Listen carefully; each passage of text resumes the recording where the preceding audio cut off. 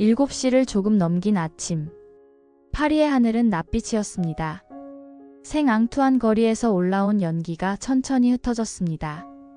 나무 바리케이드에서는 생나무 냄새와 톱밥 냄새가 섞여났습니다. 쇠창살을 두드리는 둔탁한 소리가 불규칙하게 울렸습니다. 누군가는 딱딱한 빵 조각을 손에 쥐고 서 있었습니다. 누군가는 녹슨 도끼를 움켜쥐었습니다. 또 누군가는 망치를, 쇠꼬챙이를, 부러진 총검을 들었습니다. 그들의 숨소리가 아침 안개와 섞였습니다. 바스티유 감옥의 벽은 8개의 거대한 탑으로 이루어져 있었습니다. 높이 30m가 넘는 돌벽이 하늘을 찔렀습니다. 두께 3m의 성벽은 대포알도 뚫을 수 없었습니다. 해자에는 검은 물이 고여 썩은 냄새를 풍겼습니다. 100년 동안 쌓인 오물과 절망의 냄새였습니다. 그 안에는 단 7명의 죄수가 있었습니다. 4명의 문서 위조범, 2명의 정신병자, 1명의 귀족 자제. 하지만 사람들에게 그것은 숫자가 아니었습니다. 그것은 왕의 독단을 상징하는 거대한 돌덩어리였습니다. 전제 권력이 숨쉬는 공포의 요새였습니다. 400년 넘게 그곳은 파리를 내려다보았습니다. 왕의 적들이 사라지는 검은 구멍이었습니다. 광장에 모인 사람들은 이미 900명을 넘었습니다. 목수장 바티스트는 망치를 들었습니다. 그의 손톱 밑에는 나무 부스러기가 끼어 있었습니다. 제화공 피에르는 가죽 앞치마를 두른 채였습니다. 포도주 상인 앙투아는 새벽부터 빈속이었습니다. 인쇄공 자크는 잉크 얼룩이 묻은 손을 쥐었다 폈습니다. 대장장이 미셀은 모루를 어깨에 짊어졌습니다. 그들의 손은 일로 거칠었고 얼굴은 햇볕에 그을렸습니다. 어제까지 그들은 그저 평범한 파리 시민이었습니다. 매일 작업장으로 출근하고 저녁이면 집으로 돌아가던 사람들이었습니다. 일요일이면 성당에 가고 저녁이면 선술집에 모이던 이웃들이었습니다. 오늘 그들은 무언가 다른 존재가 되려 했습니다. 역사가 그들을 부르고 있었습니다. 베르나르 르네 드 론의 총독은 탑 위에서 군중을 내려다보았습니다. 그의 나이는 49이었습니다. 이마에는 깊은 주름이 패여 있었습니다. 20년 넘게 왕의 군인으로 살아온 사람이었습니다. 아메리카에서도 싸웠고 7년 전쟁에도 참전했습니다. 플랑드르 전투에서 왼쪽 어깨에 총상을 입었습니다. 지금도 비가 오면 그곳이 쑤셨습니다. 명예와 의무가 그의 삶의 전부였습니다. 부르봉 왕가에 대한 충성이 그의 신념이었습니다. 그는 망원경으로 군중의 표정을 하나하나 살폈습니다. 분노와 결의가 뒤섞인 얼굴들이었습니다. 두려움과 흥분이 교차하는 눈빛들이었습니다. 그는 명령을 기다리고 있었습니다. 베르사유에서 올 왕의 명령을 기다렸습니다. 하지만 전령은 오지 않았습니다. 침묵만이 그를 에워쌌습니다. 그의 부관이 다가와 속삭였습니다. 총독님, 어떻게 하시겠습니까? 로네는 대답하지 않았습니다. 군중 속에서 한 청년이 바리케이드 위로 올라갔습니다. 문을 열어라. 우리는 무기가 필요하다. 26살 카미유 대물랭이였습니다. 검은 머리가 바람에 흩날렸습니다. 평소엔 말을 더듬던 젊은 변호사였습니다. 학창시절 친구들에게 놀림을 받았습니다. 하지만 이날 그의 목소리는 떨리지 않았습니다. 군중이 그의 말에 함성으로 호응했습니다. 문을 열어라. 문을 열어라. 함성이 돌벽에 부딪혀 메아리 쳤습니다. 바스티유의 대포는 모두 15문이었습니다. 8파운드 포가 6문, 12파운드 포가 9문. 화약은 250통이 지하 창고에 쌓여 있었습니다. 수비병은 스위스 용병 32명과 퇴역병 82명이었습니다. 스위스 용병들은 빨간 제복을 입고 있었습니다. 퇴역병들은 낡은 흰 제복이었습니다. 로네는 머릿속으로 계산했습니다. 방어는 충분히 가능했습니다. 높은 성벽과 대포, 훈련된 병사들. 하지만 그 다음은 무엇일까요? 만약 피를 흘린다면 파리 전체가 들고 일어날 것입니다. 그때는 어떻게 막을 것인가? 공기는 축축하고 무거웠습니다. 7월의 구름이 낮게 깔렸습니다. 빗방울이 한두 방울 떨어지기 시작했습니다. 포도주 냄새와 땀 냄새가 아침 안개와 섞였습니다. 누군가 떨리는 손으로 낡은 머스킷 총을 들어 올렸습니다. 총신에는 녹이 슬어 있었습니다. 방아쇠에 손가락을 걸었습니다. 손가락이 미세하게 떨렸습니다. 광장의 모든 사람이 숨을 참았습니다. 시간이 멈춘 듯 했습니다. 역사의 시계가 똑딱거리며 운명의 순간을 향해 가고 있었습니다. 석 달 전인 5월 5일 베르사유 궁전의 대강당에서 3부회가 열렸습니다. 175년 만의 일이었습니다. 마지막 3부회는 루이 13세 시절이었습니다. 성직자 308명, 귀족 285명, 평민 대표 621명, 총 1214명이 한자리에 모였습니다. 왕국의 재정이 완전히 바닥났기 때문이었습니다. 루이 16세는 새로운 세금이 절실히 필요했습니다. 하지만 귀족과 성직자는 세금을 내지 않았습니다. 그것이 그들의 특권이었습니다. 프랑스의 빚은 40억 리브르를 넘어섰습니다. 정확히는 43억 리브르였습니다. 국가 수입의 절반이 이자를 갚는 데 사라졌습니다. 연간 예산 6억 리브르 중 3억이 이자였습니다. 미국 독립전쟁 지원이 재정을 완전히 무너뜨렸습니다. 13년 동안 10억 리브르가 대서양 건너로 흘러갔습니다. 영국과의 해전에 또 10억이 들어갔습니다. 그런데 세금은 오직 평민만 냈습니다. 인두세, 소금세, 통행세 11조. 전체 인구의 2%가 모든 부를 차지했습니다. 98%가 2%를 먹여 살렸습니다. 빵값이 하늘 높은 줄 모르고 올랐습니다. 1년 새 2배가 되었습니다. 4파운드 빵 한 덩이가 14수였습니다. 노동자 일당이 20수였습니다. 일당의 절반 이상이 빵 한 덩이 값이었습니다. 밀가루 상인들이 곡물을 숨긴다는 소문이 돌았습니다. 실제로 곡물 투기가 성행했습니다. 왕비 마리 앙투아네트가 사치를 부린다는 이야기가 퍼졌습니다. 목걸이 사건이 터지면서 민심이 더욱 악화되었습니다. 빵이 없으면 케이크를 먹으면 되지 않느냐는 말이 떠돌았습니다. 사실이 아니었지만 사람들은 믿고 싶어 했습니다. 왕비에 대한 증오가 그만큼 깊었습니다. 6월 20일 평민 대표들이 베르사유의 테니스 코트에 모였습니다. 비가 내리는 토요일이었습니다. 회의장 문이 잠겨 있었습니다. 그들은 빗속에서 기다렸습니다. 그리고 결심했습니다. 우리가 진정한 국민의회다. 600명의 대표가 손을 들어 맹세했습니다. 헌법을 만들 때까지 절대 해산하지 않겠다고. 장 실뱅바이가 의장이 되었습니다. 미라보 백작이 연설했습니다. 우리는 총검이 아니면 물러서지 않을 것이다. 루이 16세는 당황했지만 침묵했습니다. 우유부단한 왕은 결정을 미뤘습니다. 7월 11일 재무장관 자크 네케르가 갑자기 해임되었습니다. 스위스 출신의 은행가였던 그는 개혁파였습니다. 민중에게 인기가 있었습니다. 그가 쫓겨났다는 소식이 파리에 전해졌습니다. 왕이 반격을 준비한다는 소문이 즉시 퍼졌습니다. 독일과 스위스에서 온 외국 용병 2만 명이 파리를 포위했습니다. 정확히는 2만 3천 명이었습니다. 왕당파 군대가 파리로 진격한다는 말이 거리를 떠돌았습니다. 브로이 원수가 지휘한다는 소문도 있었습니다. 공포가 도시를 짙은 안개처럼 뒤덮었습니다. 7월 12일 일요일 오후 3시 카미유 대물랭이 팔레 루아얄 정원 카페 앞에서 탁자 위로 뛰어올랐습니다. 시민들이여, 때가 왔다. 무기를 들어라. 그는 나뭇잎을 꺾어 모자에 꽂았습니다. 초록색 밤나무 잎이었습니다. 희망의 색이라고 외쳤습니다. 하지만 누군가 외쳤습니다. 초록은 아르투아 백작의 색이다. 왕의 막내 동생이었습니다. 사람들은 급히 빨강과 파랑으로 바꿨습니다. 파리시의 문장 색깔이었습니다. 3,000명이 모여들었습니다.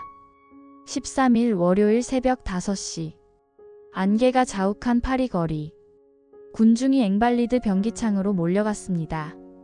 경비병들은 저항하지 않았습니다. 그들도 파리 시민이었습니다. 그곳에서 머스킷 총 32,000정을 가져왔습니다. 대포도 20문을 끌고 나왔습니다. 하지만 화약이 없었습니다. 총과 대포는 있지만 화약이 없었습니다. 화약은 모두 바스티유에 있었습니다. 이틀 전 3만 파운드의 화약이 그곳으로 옮겨졌습니다. 모든 시선이 그곳으로 향했습니다. 운명이 그들을 그곳으로 이끌었습니다. 아침 10시. 바스티유 앞에 첫 번째 대표단이 도착했습니다. 파리 시정부에서 보낸 정식 사절이었습니다. 투르네 씨가 이끄는 4명의 대표였습니다. 그들은 흰 완장을 차고 있었습니다. 평화적 협상의 표시였습니다. 우리는 화약을 요구합니다. 시민들의 자위를 위해 필요합니다. 왕당파의 공격에 대비해야 합니다. 그들의 목소리는 정중했지만 단호했습니다. 론의 총독은 그들을 정중히 안으로 들였습니다. 좁은 돌계단을 올라 장교 식당으로 안내했습니다. 테이블에는 흰 식탁보가 깔렸습니다. 은초대가 놓여 있었습니다. 아침 식사를 대접했습니다. 갓 구운 빵과 치즈, 포도, 부르고뉴 포도주를 따랐습니다. 7번째 잔까지 따랐습니다. 대화는 정중했지만 팽팽했습니다. 명령을 기다리고 있소. 로네가 반복했습니다. 베르사유의 명령 없이는 아무것도 할 수 없소. 시간이 흘렀습니다. 11시 30분. 정오가 가까워졌습니다. 광장의 군중은 800명에서 1200명으로 불어났습니다. 더 많은 사람이 계속 모여들었습니다. 생앙투안 구역에서, 생마르셀 구역에서 노동자들이 작업을 멈추고 왔습니다. 여자들도 섞여 있었습니다. 아이들까지 따라왔습니다. 초조함이 물결처럼 번졌습니다. 대표단이 잡혔다. 감옥에 갇혔다. 누군가 외쳤습니다. 로네가 그들을 가두었다. 거짓 소문이었지만 불길처럼 삽시간에 퍼졌습니다. 군중이 동요하기 시작했습니다. 1시. 두 번째 대표단이 파견되었습니다. 이번엔 선출된 선거인단 대표들이었습니다. 6명이 더 들어갔습니다. 그들도 돌계단을 올라갔습니다. 그리고 나오지 않았습니다. 실제로는 식당에서 협상 중이었습니다. 하지만 밖의 군중은 알 수 없었습니다. 분노가 끓어올랐습니다. 배신이다. 함정이다. 돌멩이가 성벽을 향해 날아갔습니다. 병사들이 총구를 성벽 너머로 내밀었습니다. 검은 총구가 군중을 향했습니다. 1시 30분. 참을성이 바닥난 2명의 남자가 앞으로 나섰습니다. 목수 루이 투르네와 대장장이 생탄. 그들은 큰 도끼를 들었습니다. 외부 다리에 사슬을 내리쳤습니다. 1번, 2번, 3번. 쇠사슬이 끊어지는 소리가 울렸습니다. 굉음과 함께 다리가 내려앉았습니다. 군중이 일제히 함성을 질렀습니다. 전진. 바스티유로. 150명이 단숨에 뛰어들었습니다. 첫 번째 앞마당으로 쏟아져 들어갔습니다. 로네는 막루에서 이 광경을 지켜보았습니다. 그의 얼굴이 창백해졌습니다. 대포에 불을 붙여라. 그가 명령했습니다. 포병들이 심지에 불을 가져갔습니다.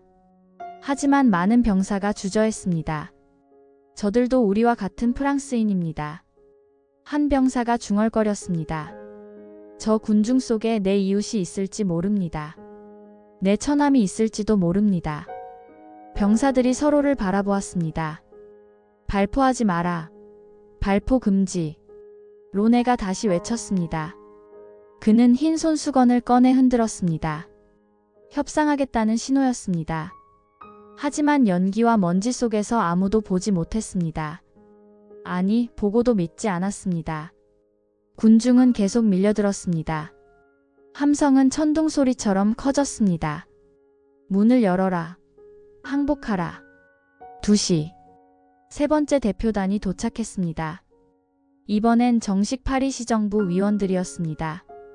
에티엔 들라파인이 이끌었습니다. 로네는 그들을 만났습니다. 그의 이마에는 땀이 흘렀습니다. 나도 명령을 기다리고 있소. 그의 목소리가 처음으로 떨렸습니다. 왕의 명령 없이는 화약을 넘길 수 없소. 하지만 유혈 사태는 피하고 싶소. 대표단이 설득했습니다. 민중의 뜻을 거스를 수 없습니다. 이미 돌이킬 수 없습니다. 2시 30분. 밖에서 굉음이 들렸습니다. 앵발리드에서 가져온 대포가 도착한 것입니다. 12파운드 포 4문이었습니다. 시민군이 끌고 온 것입니다. 군중의 사기가 하늘을 찔렀습니다. 전진하라. 바스티유를 점령하라. 1000명이 한 목소리로 외쳤습니다. 광장이 떨리는 듯 했습니다. 로네는 결정해야 했습니다. 항복할 것인가, 저항할 것인가, 명예를 지킬 것인가, 피를 막을 것인가, 왕에 대한 충성인가, 시민의 생명인가. 114명의 병사가 그를 바라보았습니다. 그들의 눈빛도 흔들렸습니다. 모두가 그의 한마디를 기다렸습니다. 역사의 갈림길이었습니다. 3시 30분. 긴장이 극에 달한 순간 한 발의 총성이 울렸습니다. 누가 먼저 쏜 것인지 아무도 몰랐습니다. 병사의 실수였는지 군중의 조급함이었는지 긴장의 끈이 끊어졌습니다. 머스킷 총이 일제히 불을 뿜었습니다. 화약 연기가 피어올랐습니다. 비명이 광장을 찢었습니다.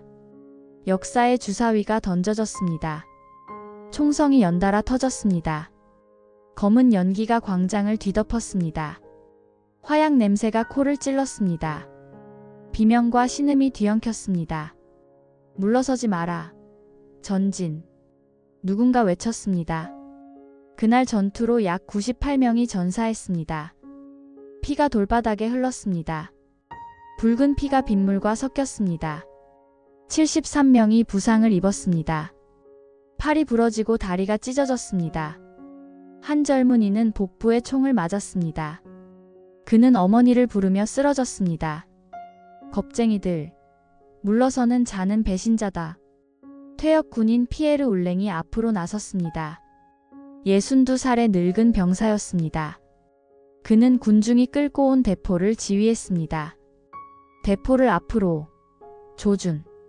젊은이들이 대포를 밀었습니다. 무거운 쇠덩이가 돌바닥을 긁으며 움직였습니다. 장전. 심지에 불을 붙여. 울랭이 명령했습니다. 발사. 대포가 불을 뿜었습니다.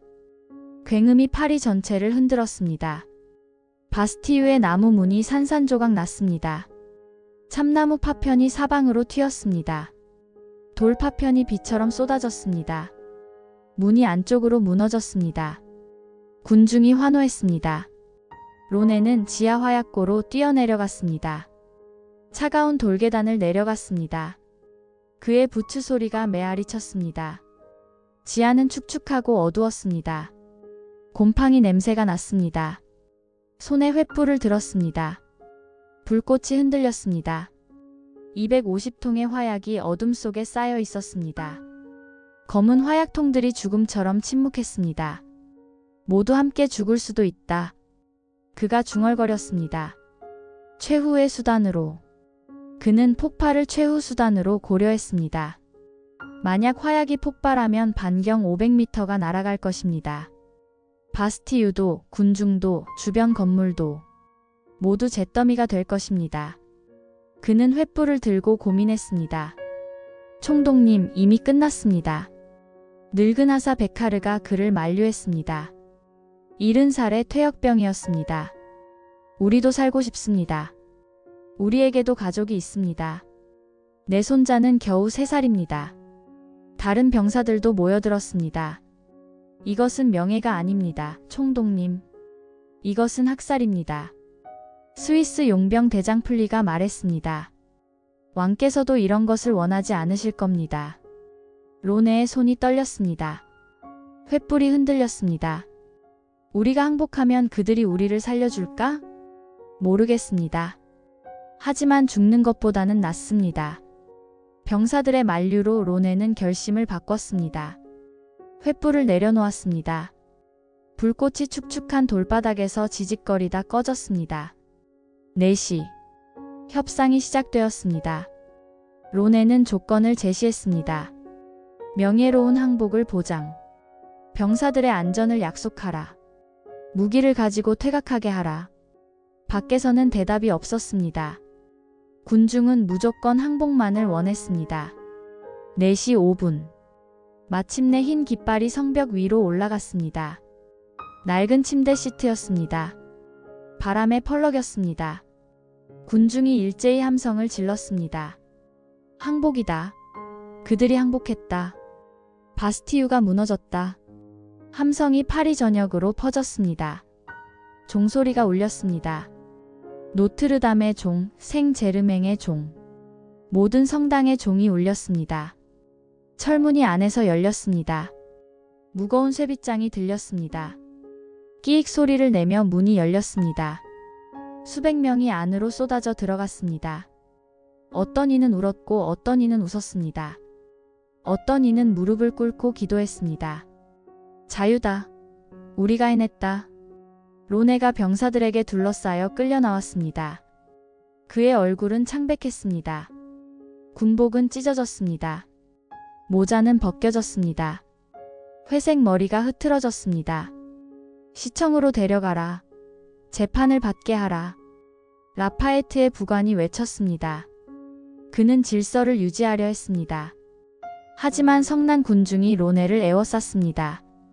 살인자, 폭군의 개, 우리 형제들을 죽인 자, 나는 명령에 따랐을 뿐이요. 로네가 간신히 말했습니다. 그의 목소리는 거의 들리지 않았습니다. 함성과 욕설에 묻혔습니다. 누군가 그의 얼굴에 침을 뱉었습니다. 누군가 그를 밀쳤습니다. 그가 비틀거렸습니다. 저녁 6시. 그레브 광장 근처. 로네는 시청에 도착하지 못했습니다. 성난 군중이 그를 둘러쌌습니다. 한 청년이 칼을 빼들었습니다. 자유를 위하여. 칼이 번쩍였습니다. 로네가 쓰러졌습니다. 피가 돌바닥에 흘렀습니다. 그의 눈이 천천히 감겼습니다. 군중이 그의 시신을 짓밟았습니다. 그의 머리가 잘렸습니다. 창끝에 꿰어졌습니다. 군중이 그것을 들고 파리 거리를 행진했습니다. 피가 돌바닥에 방울방울 떨어졌습니다. 어떤 이는 환호했고 어떤 이는 고개를 돌렸습니다. 혁명의 첫 피가 흘렀습니다. 바스티유 안에서 7명의 죄수가 나왔습니다. 그들은 깜짝 놀란 표정이었습니다. 무슨 일이 일어났는지 이해하지 못했습니다. 4명은 문서 위조범이었습니다. 2명은 정신병자였습니다. 1명은 솔라주 백작이었습니다. 아버지의 요청으로 갇힌 방탕한 아들이었습니다. 그들은 멍하니 햇빛을 바라보았습니다. 눈이 부셨습니다. 자유가 무엇인지도 몰랐습니다. 그들에게 자유는 너무 갑작스러웠습니다.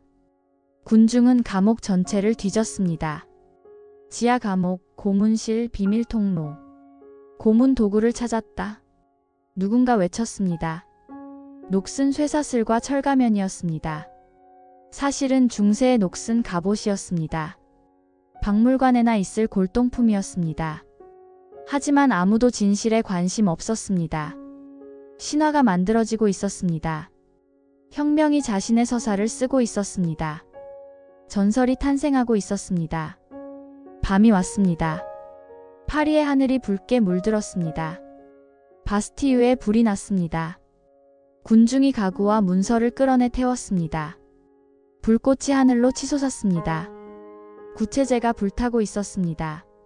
400년 넘은 돌벽이 연기 속에 서 있었습니다.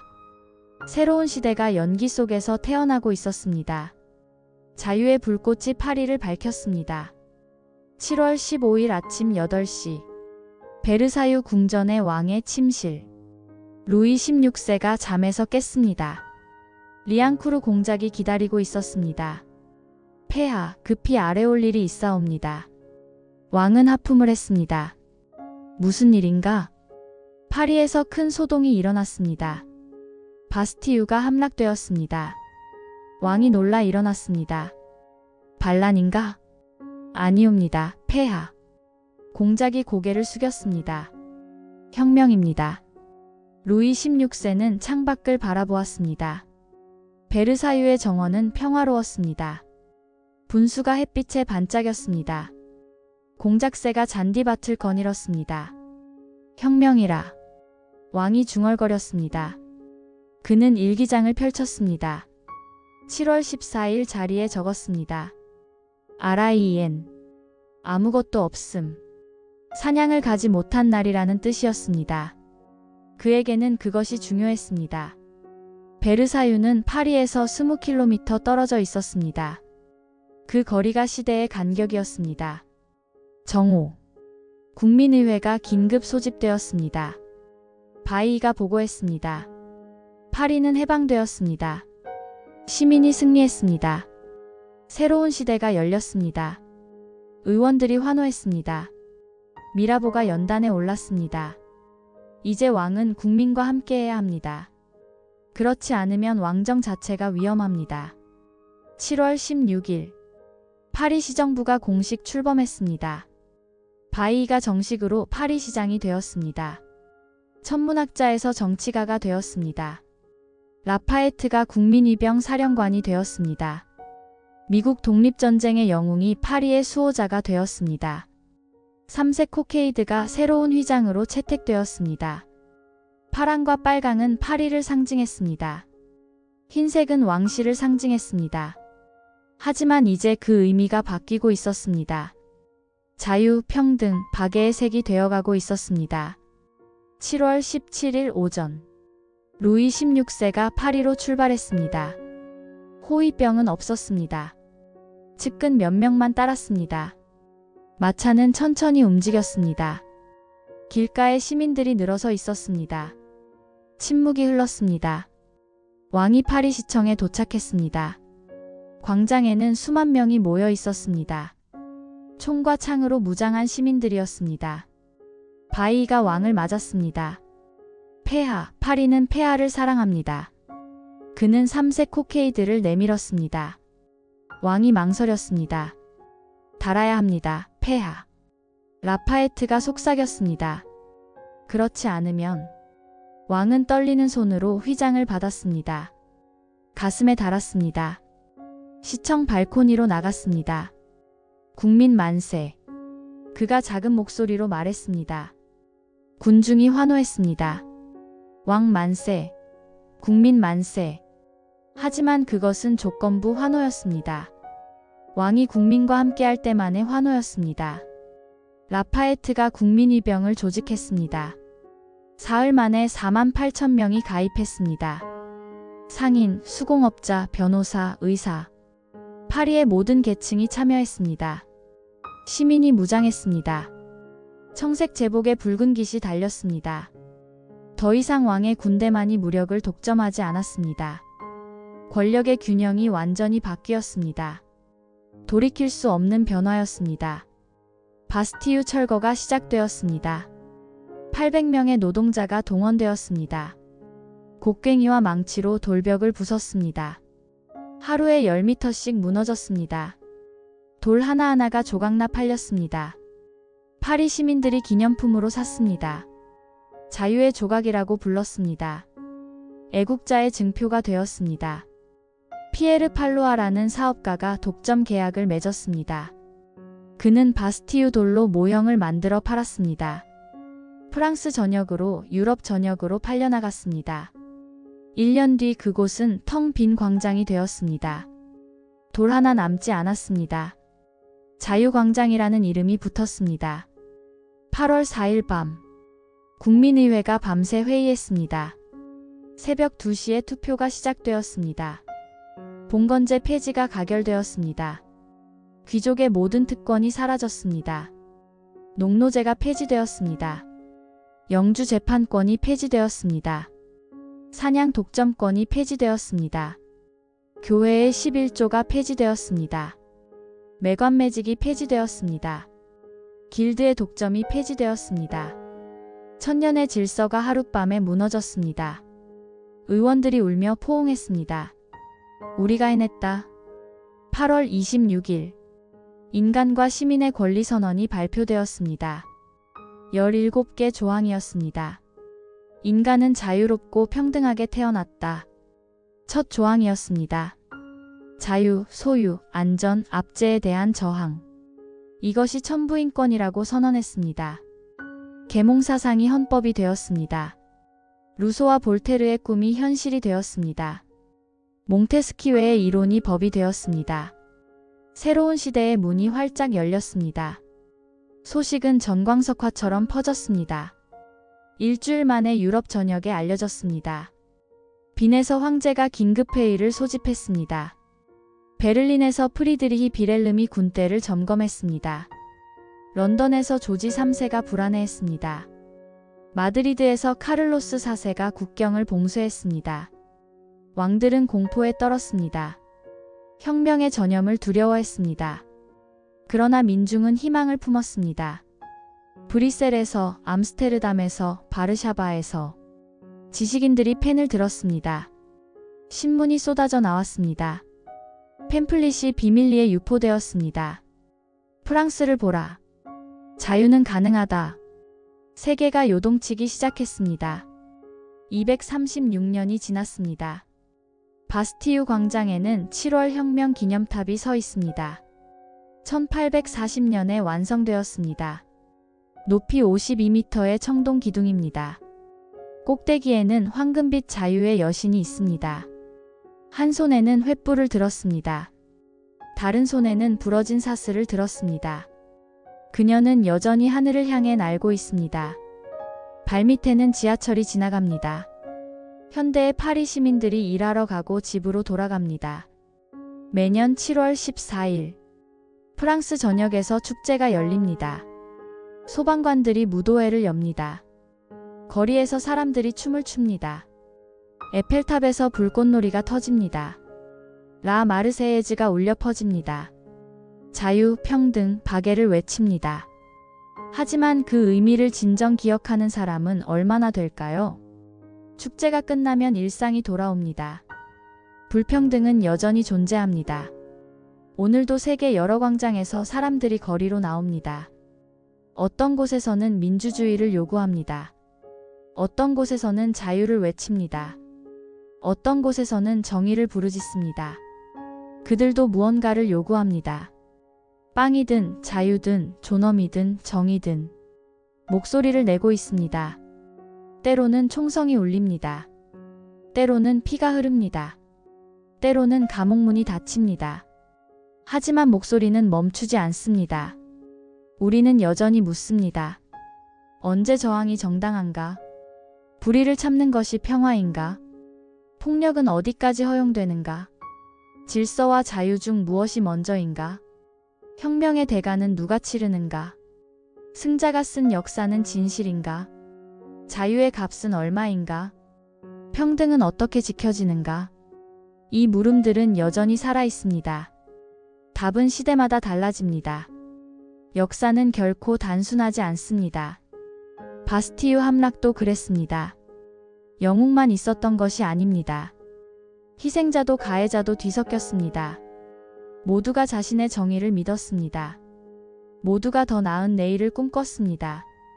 하지만 그 꿈의 색깔은 달랐습니다.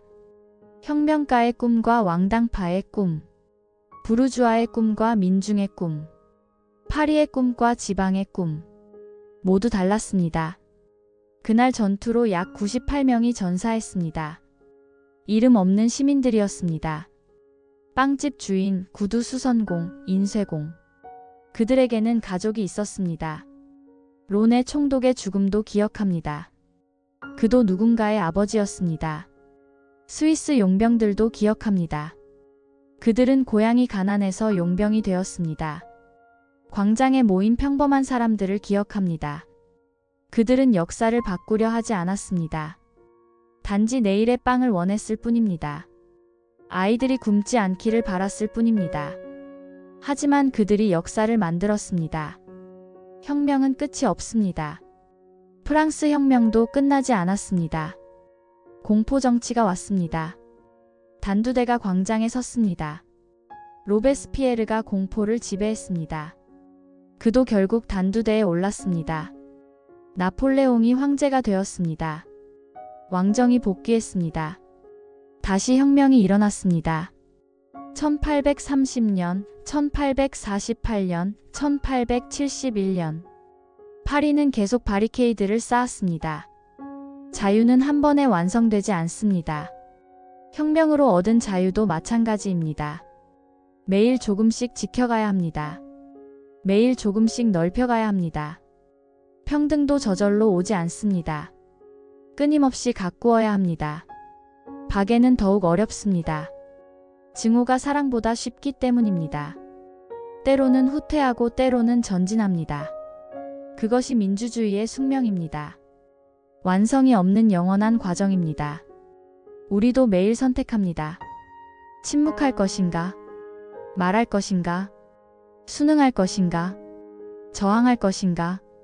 방관할 것인가? 참여할 것인가? 안주할 것인가? 도전할 것인가? 증오할 것인가? 이해할 것인가? 우리는 모두 작은 바스티유 앞에 서 있습니다. 그것은 편견일 수도 있습니다. 불의일 수도 있습니다. 무관심일 수도 있습니다. 두려움일 수도 있습니다. 절망일 수도 있습니다. 7월 14일의 아침. 파리 시민들도 두려웠을 것입니다. 총알이 무서웠을 것입니다. 죽음이 무서웠을 것입니다. 미래가 불확실했을 것입니다. 성공을 장담할 수 없었습니다. 하지만 그들은 한 걸음을 내디뎠습니다. 목수장 바티스트가 한 걸음, 재화공 피에르가 한 걸음, 그 한 걸음이 모여 행진이 되었습니다. 행진이 모여 혁명이 되었습니다. 역사가 바뀌었습니다. 오늘 우리의 발걸음은 어디로 향하고 있습니까? 우리가 무너뜨려야 할 바스티유는 무엇입니까? 우리가 지켜야 할 가치는 무엇입니까? 우리가 만들어갈 내일은 어떤 모습입니까? 우리의 아이들에게 어떤 세상을 물려줄 것입니까? 역사는 끝나지 않았습니다. 우리가 매일 쓰고 있습니다. 우리의 선택이 역사가 됩니다. 바스티유의 돌처럼 우리도 각자 자유의 조각을 품고 삽니다. 작지만 소중한 조각입니다. 그것을 어떻게 쓸 것인가? 망치가 될 것인가? 주춧돌이 될 것인가? 벽을 쌓을 것인가? 다리를 놓을 것인가? 선택은 우리의 몫입니다. 역사는 우리를 지켜보고 있습니다. 우리도 역사의 일부입니다. 그날의 목소리를 기억하는 일. 여러분의 구독이 큰 힘이 됩니다. 1863년 7월 펜실베이니아의 작은 마을 게티즈버그. 사흘 동안 17만 명이 맞붙었습니다. 5만 명이 쓰러진 들판 위 한 사람이 섰습니다. 에이브러햄 링컨. 그는 단 2분 동안 272개의 단어로 미국을 다시 정의했습니다. 분열된 나라가 하나의 이념 아래 다시 태어날 수 있을까요? 그 무더운 여름날의 목소리를 따라가 봅니다. 다음 금요일 그날의 목소리에서 이어집니다.